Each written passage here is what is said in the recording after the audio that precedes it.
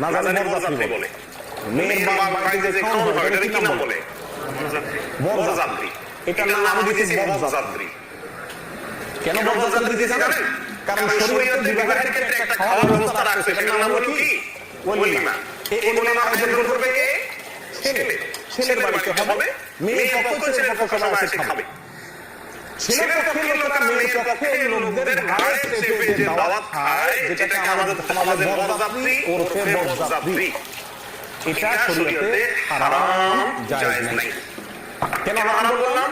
এজন্য বললাম যে আমাদের সমাজে প্রেক্ষাপটে এখন এটা রীতিমতো চুক্তি করে, দাবি করে, জোর করে মেয়ের পক্ষকে রাজি করানো, আমার 200 লোক আসবে, আমার 300 লোক আসবে, বার্গেনিং করা হয়। অথচ একটি লোকেরও ওই বাড়িতে খাওয়ার কোনো অধিকার ইসলাম দেয় নাই। আলহামদুলিল্লাহ, আমি বিবাহ করেছি আমার শ্বশুর বাড়িতে। বিবাহের সময় 5-7 জন লোক আমার সাথে গেছে। এই পক্ষ থেকে এই পর্যন্ত আর এই 5-7 জন লোক